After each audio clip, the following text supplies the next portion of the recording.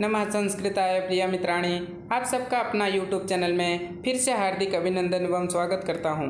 जैसा कि आप सब थंबनेल से ही परिचित हो गए होंगे कि आज का वीडियो हम लोग महाकवि कालिदास विरचित अभिज्ञान शाकुंतलम के चौथे अंग के पहला पद्य पर बनाने वाले हैं।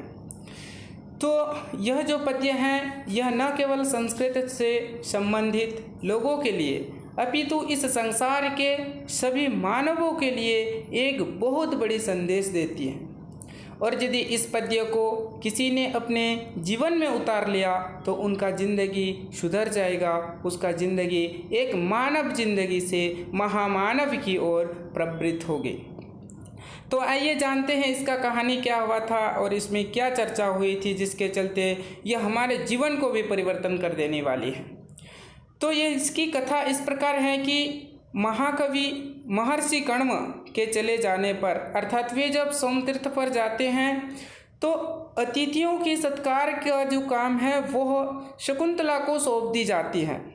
लेकिन शकुंतला का पहला अंक में ही प्रेम राजा दुष्यंत के साथ हो जाता है और दूसरे अंग में बढ़ जाता है। फिर तीसरे अंग में उन दोनों में प्रेम से गंधर्व विवाह की हो जाती है और तीसरे अंग में ही राजा दुष्यंत चले जाते हैं। केवल उनकी याद रह जाती है अब शकुंतला के पास। ठीक इसी विचित्र दशा में चौथे अंग में महर्षि दुर्वासा का प्रवेश होता है और वे तो ऐसे हैं ही गुस्सालू। जब शकुंतला इस प्रकार से दुष्यंत की याद में खोई हुई देखा जाता है उनके द्वारा तो वे और क्रोधित हो जाते हैं और क्रोधित होते ही वे इस प्रकार से शकुंतला को शाप देती है। विचिन्तयन्ति यमनन्यमानसा तपोधनं वेत्सि न मामुपस्थितं स्मरिष्यति त्वां न स बोधितोऽपि सन् कथं प्रमत्तः प्रथमं कृतमिव। दुर्वासा जी कहते हैं कि विचिन्तयन्ति यमनन्यमानसा, तू जिसे याद कर रही हो, जिसके चलते तपोधनम वेत्सि न माम उपस्थितम, मेरी तप रूपी धन को और मेरी उपस्थिति को नहीं पहचान पा रही हो। स्मरिष्यति त्वाम न सबोधितोऽपि सन्, उसे याद दिलाने पर भी तुमको उसी प्रकार भूल जाएगी।